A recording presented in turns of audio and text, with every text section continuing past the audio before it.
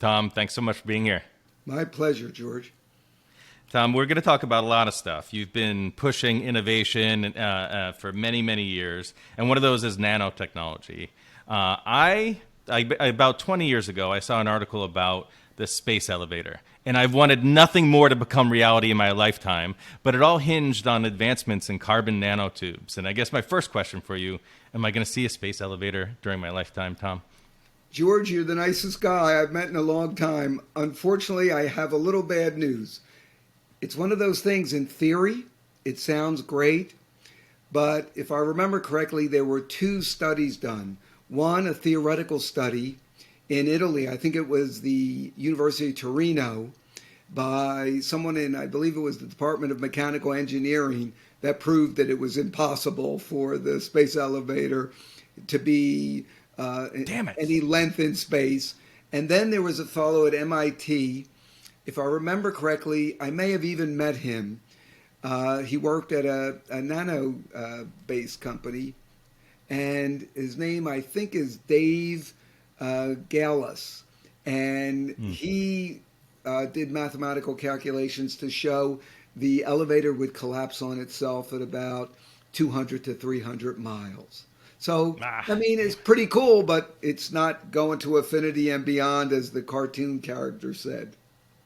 Well, I'll have to I'm take that sorry, off man. my list of I'm things I sorry. need to see. But let's go back a little bit. You were the first commercialization officer for the government within DHS. I'd love to at least just hear what was that experience like? Were you welcomed with open arms? Was it super easy, not difficult at all? What was the challenge? I don't regret any of it, and it was up and down experience, but all good in retrospect. Basically, I was there to be a change agent. And, the risk profile of people in the private sector versus the public sector are very, very different, George. So here comes this businessman that started or sold four high-tech companies for people, had done well, and I was here to really accelerate how we could use the private sector to help the public sector get things done more economically, efficiently, etc. And of course, That'd be there nice. were a lot of people in the government that looked and said, this is the way we've been doing it for 50 years. This is the way I think we should continue. But we had particularly younger people that wrapped their arms around it. And I'll let you in on a little secret. I was appointed first by President George W. Bush. And he said, where do you think you would start? I said, Homeland Security. And he said, why? I said, Homeland Security is a young agency, so they will be more apt to try new things. So that's why I went to Homeland Security. And what most people didn't know in the public, most people know me from Homeland Security, but I also ran the special programs for the White House and the three-letter agencies. They embraced the idea of public-private partnerships because they had extremely critical missions to accomplish, and they wanted to get technology done and commercialized as quickly as possible. I was then reappointed by President Obama, and he was impressed with the things that we could get done. We were That's saving great. lots of money per month of taxpayer dollar. And let's face it, the president, like a lot of other people that walk the halls of Congress, they're politicians, and it made them look good. So I was really impressed, though, that they both wrapped their arms around it. And quite frankly, I assisted President Trump. I wrote a book for him to use the innovative public-private partnerships for infrastructure and key resource development. Unfortunately, he had COVID happen under his watch, but I did write the book. It's actually on Amazon, and I'm helping President Biden now with a number of things. So this concept of innovative public-private partnership, where the taxpayer wins, the government wins, and the private sector win, is a no-lose. It's a win-win-win. And basically the way it works is the government needs to write detailed operational requirements. In other words, that's a fancy way of saying, George, articulate the problem you're trying to solve. Right. And you don't guarantee in the government, but you estimate what the potential available market, the number of potential users. But the government has this wonderful opportunity because DHS, for example, let's talk about a biochemical sensor. Well, not only do the people Sure. at DHS, at Customs Border Protection, TSA, and others need that, but look at the first responder community. Police could use that. Firefighters could use it. And Huge people market. in the government didn't recognize because they don't think in terms of markets, but they're a huge market. And if you looked at all the ancillary markets, for example, people were shocked. Most people think there's about 2 to 3 million first responders. Actually, according to, I think it was called Presidential Directive number 8, there was more like 25.3 million people in the Jeez. first responder community. And when I taught at Harvard and Wharton, we had a term for that: one big damn market. So I was able to get the private sector to use their resources, their time. I would put out detailed operational requirements, an estimate of the potential available market, and they would come back with a solution or a program that they would do all at their cost. And I would say, if you're giving me a product or a service, you have to have third-party independent testing. They would pay for it. And then it was a certification program. The following products or services can meet the needs. It created competition. The pricing went lower. The first experiment was done with Secretary Michael Chertoff.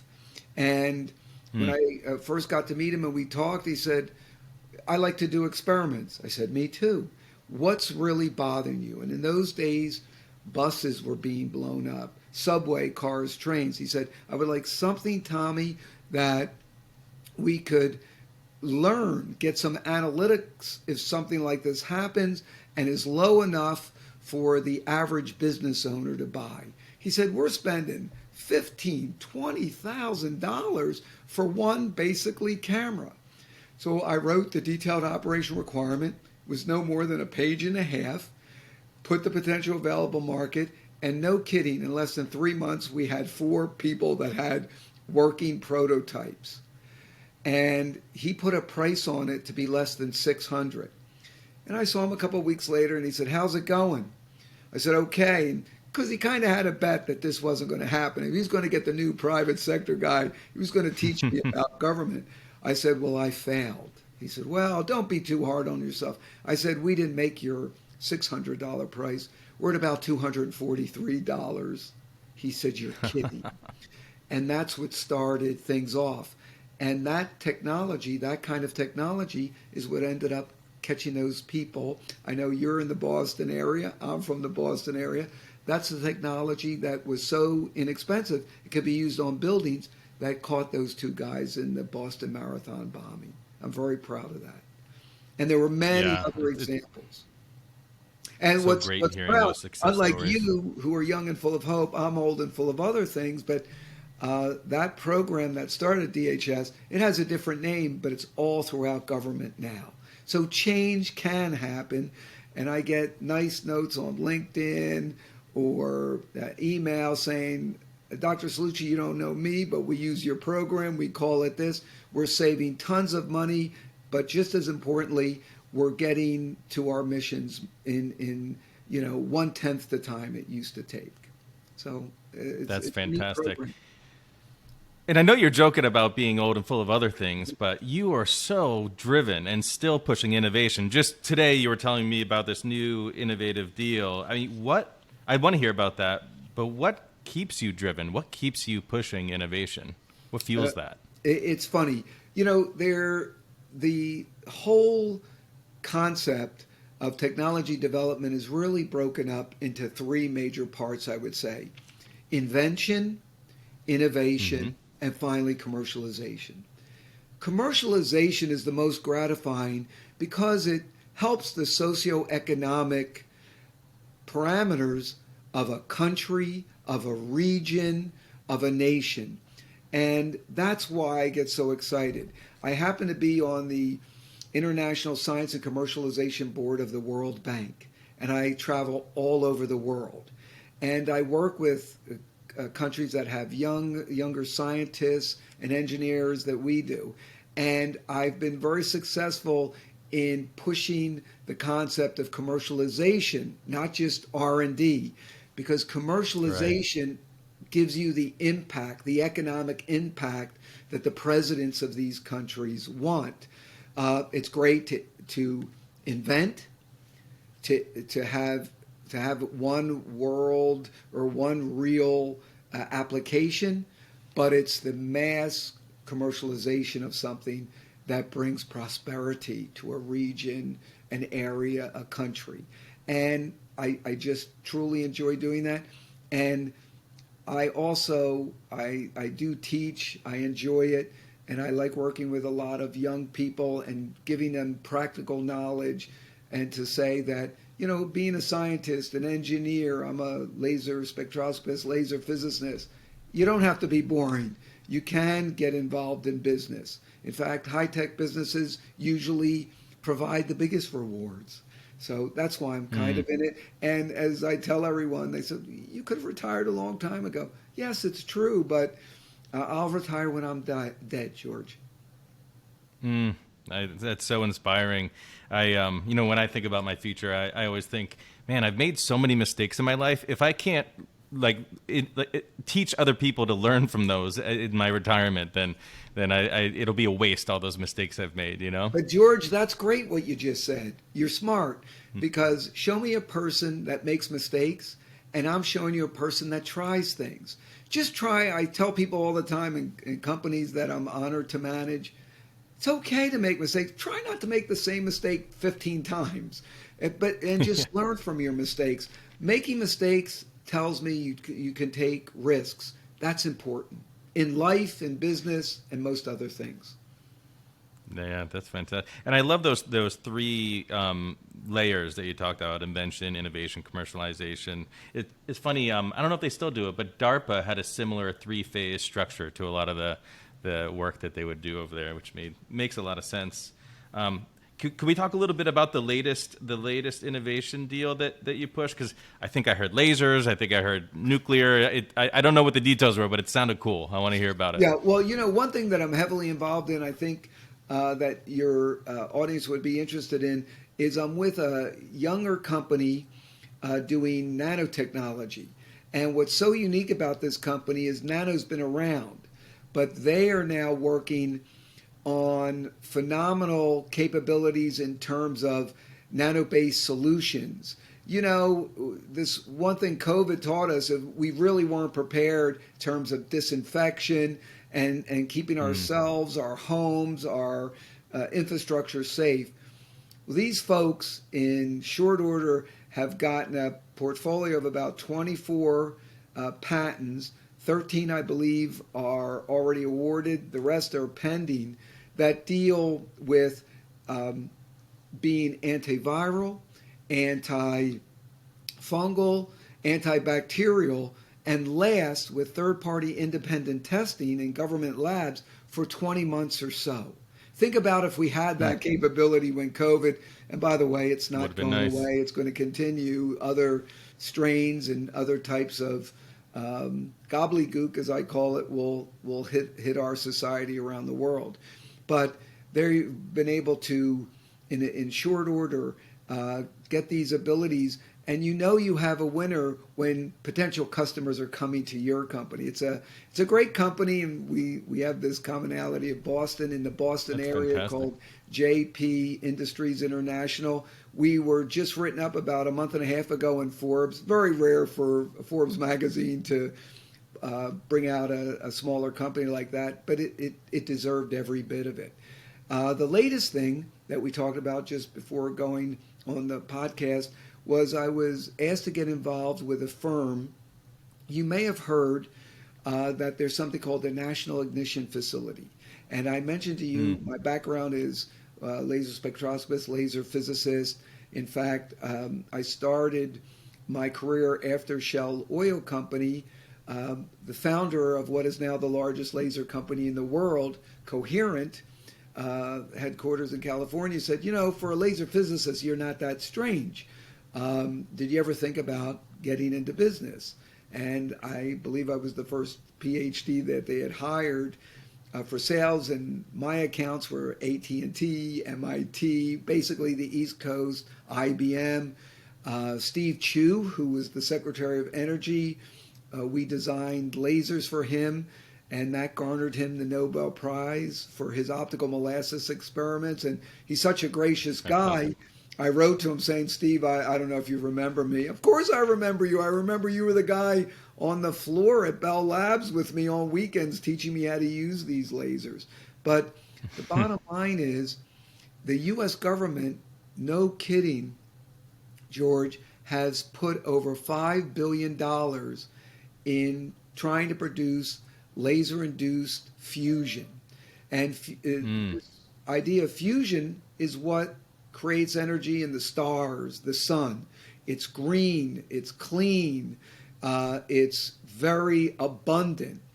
And so the NIF, the National Ignition Facility, just a couple days ago talked about results, and I believe the results were probably 9 months to 1 year old, said that they have, gotten to show the capability of doing this. And what they're doing is using a whole series of laser beams to impinge a pellet, if you will, to create this fusion reaction. And the world's very interested. So I will tell you, about a week or so ago, maybe 10 days ago, we did close a deal with a firm commitment to $500 million with another 1.5 billion if we need it. So we're now working with, I can't speak a lot about it over in a podcast, but we're speaking with a lot of people in our government, the Department of Energy, the White House, and to try to get this moving, because that would be a terrific commercialization project for our nation, because other nations, not only would we be the leaders, they certainly are interested in it and could use it. That's fantastic. Yeah, I think I read recently there was an article that there was a breakthrough on the ignition phase of fusion or something like that. That's Is that absolutely related? correct, George. That's it. Yeah. That actual experiment actually happened, I believe, about 9 months ago to a year ago. But that's exactly what we want to commercialize. It's going to take time. It's going Mm. to take money, and it's very analogous. The government really did invent the internet, but it took the private sector to build it through, commercialize it, and monetize it. Same kind of idea here. Yeah. Thank you, government, and thank you, Vince Cerf, for previous Vince podcast Cerf is guest the on that one. nicest guy in the world. I remember him in the government, and I finally remembered him. He was, I guess, the chief evangelist for Google, if I remember his title. Great person. Yeah. Vince is a great guy. And the best dressed, I find. Yes. Um, so, let's go back a little bit to, what makes these partnerships successful, and what makes them, what are the pitfalls in them? The one thing I really loved that you did with your partnerships as the commercialization officer is finding the path of least resistance, the people that really, you knew it wasn't going to be a fight. And my guess is then when you get down the road, you start to get real success. And then the people that were resistant, they start to smell that. And they're like, hey, can we get a little bit of that over here? It smells good, whatever you guys are cooking over there, right? Well, So there was no real secret to it, George. And in fact, I asked both President George W. Bush and President Obama when I worked with them. I said, "Look, I really hope you can do me a favor." And they say, "What could I do to help?" And I said, "I just want to be able to use your name, not all the time, but when I needed it, because the government is all about pleasing the master of the master of the master. The top master is the Mhm. President of the United States. And if he or someday she wants something done, guess what? It gets done no matter what any government person wants." So anyone that would Mhm. give me, my experience was it's like losing weight. It wasn't working with the top people in the government. The cabinet people, I didn't care about if they were Democrats, Republicans. They understood the merits to this. The younger Mm. people that usually were the new folks in the government, they wrap their arms around it. It's like losing weight. The hardest part is the middle, George. And it was those folks that had been there for 15, 20, 25 years. They resisted it until, to your point, George, they were seeing that the President of the United States was interested in it. Congress was interested in it. It saved money. It brought things to market faster. And it created the good competition that lowered the price that the American people had to pay for equipment, services, etc. It's just simple. And I was getting all these awards, and I would say to President Bush, and I said to him once, I said, I'm getting these awards, and this is just common sense. And he looked right at me and he said, Tommy, he said, and that's what we need, common sense. They should give you the award. It was very nice, but it was a very poignant time. He was very good, and so was President Obama. And they really supported everything, and they would be interested to update them on things. But they didn't worry about commercialization. It was working. And they were just always saying to me, think about how you are going to be able to spread this when you're not here. And that's why I used to spend a lot of time with people in different agencies and give speeches. I went through about 9,000 business cards a month in the government from giving conferences and talking to other agencies. But I look back on it with fond memories. And if you have people in your audience that think it's, everyone's just there pushing a button in the government, you have the ability to change things. I wasn't there for 40 years. I was there for 4 years. And after the first year, we saw changes. And to your point, once people see the dynamic, the difference is in the private sector, people are rewarded for financial results. In the government sector, what you're noted for is what's your budget and how many people. I didn't say one thing about the accomplishment or any accomplishment. That's the difference. And I used to say to the presidents, and they were awesome, I would say, please let me bring people in here to shake your hand, give a certificate, because that'll mean more to them and it did.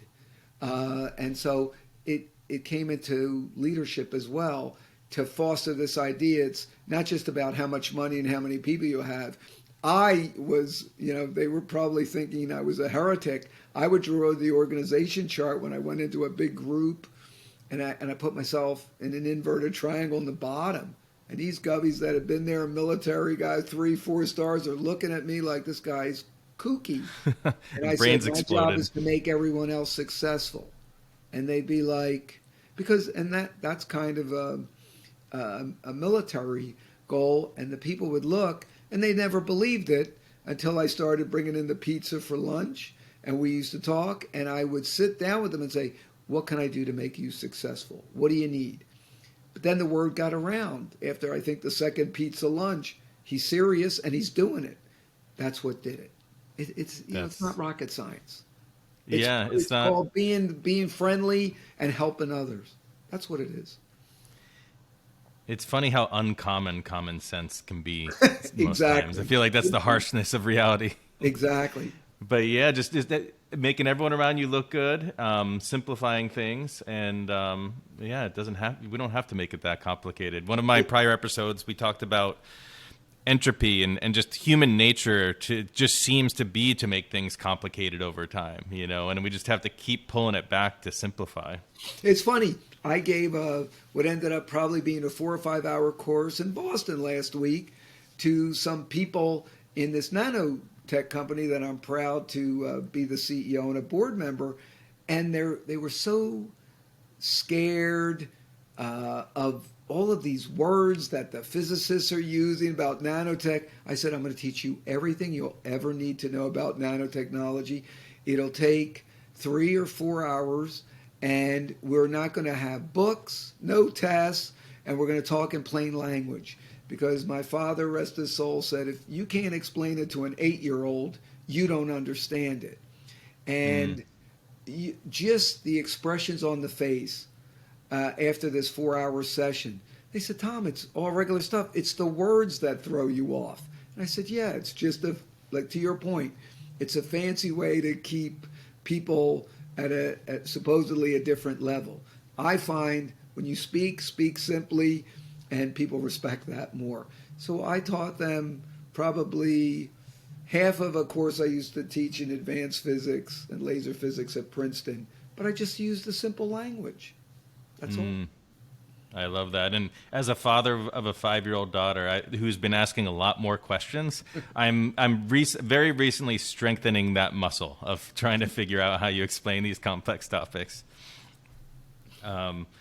Before, did you say laser molasses, or what was it? Oh yeah, Optical optical molasses? molasses was the experiment that Steve Chu and his colleagues performed at Bell Laboratories. Doesn't exist anymore in North New Jersey. Basically, he took beams of laser light and froze molecules, and that's what he won the Nobel Prize for. Very And interesting. As a he Boston ended guy, I up was thinking the molasses flood, no, no. that we It was had. called it was called optical molasses experiment. Very neat. I love that. And what are you doing with the World Bank? I'm very interested Yeah, the in the World Bank. commercialization I aspects just got there. back from a long trip a couple of weeks ago from Turkey, Kazakhstan, Uzbekistan, and when the World Bank lends usually 500 million or more money and involves science, technology, engineering, um, I'm one of several people that would go and look at the proposals, make sure they're real, they're scientifically or engineering sound, and then monitor those programs. And of course, I'm one of the gray hair old guys that is on there because I'm always pushing the idea of commercialization. And I also talk to them about raising money, whether it be private equity, mom and pop type investment. And so we ensure that the funds that are being used in these countries are for the advancement of that country in terms of the commercialization of technology that they're developing. Because once again, as I said, it's really commercialization that brings economic prosperity to a people or a country or a region. I'm someone who loves frameworks or criteria. When you're looking at these proposals and you're thinking, can this be commercialized? Do you have a simple framework or simple criteria that you use when you look at Well, those? absolutely. What the countries allow us to do, because again, unlike you who are young and full of hope, I'm old and full of other things. I actually wrote or co-authored 25 books. Many of them are on commercialization. So what I do is one of my roles is before they even write proposals, I provide lots of data. I developed worksheets for them to read and understand and ask questions. So when it gets time to write a proposal, they know what a potential available market is, what a new product development process looks like, what independent third-party test and evaluation is. So when they build up the models, and I've seen throughout the years of doing this, they are getting better and better. And I have to tell you, we don't have the corner market anymore in the United States on commercialization. Just think about it. I talk about it, the three segments of technology development. Invention. I still believe the United States is the leader of invention because I think we still have the best university college systems in the world. That's why most of these countries around the world send their best students to the U.S. Totally agree. to attend university. But when it comes to innovation, commercialization, look at the semiconductor industry. Look at some of the auto industry. Look at some of the things, advanced manufacturing. There are countries that have taken and looked at those inventions and,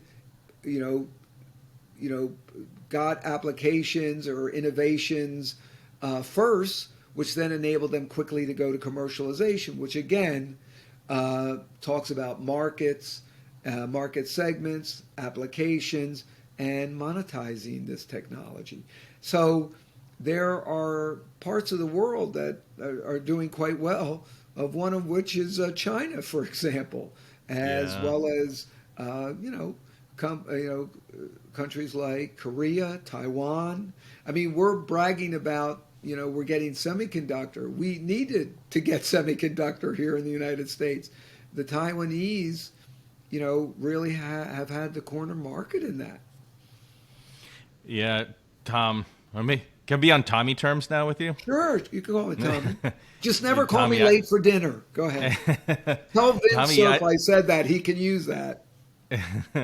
Even if you wanted to retire, I don't think you can, because there's never been a time, I feels like, that commercialization has been at such a critical time for this country. It just feels so important right now. True. Plus, we have a lot of debt in this country, and we need to generate money for our country and our people and jobs.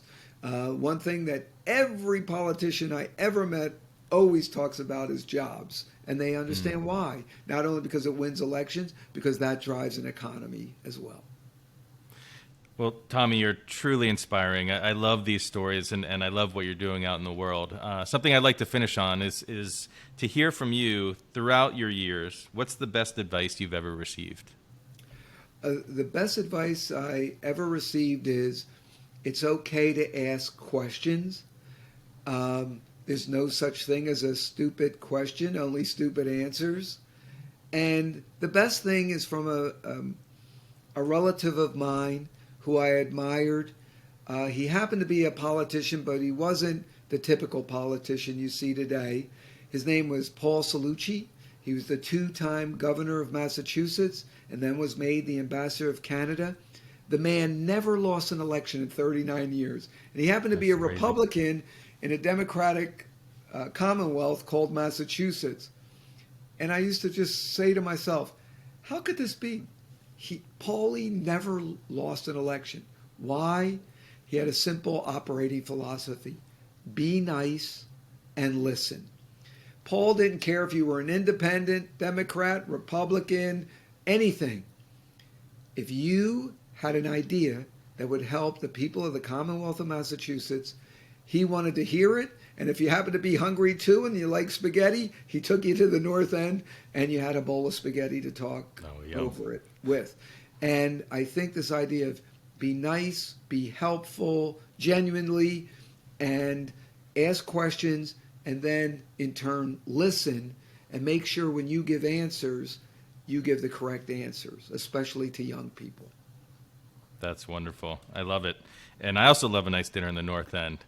Tommy, that's highly recommended. I really appreciate everything you do, and I appreciate your time here. Thanks so much. It was great, George. Thank you.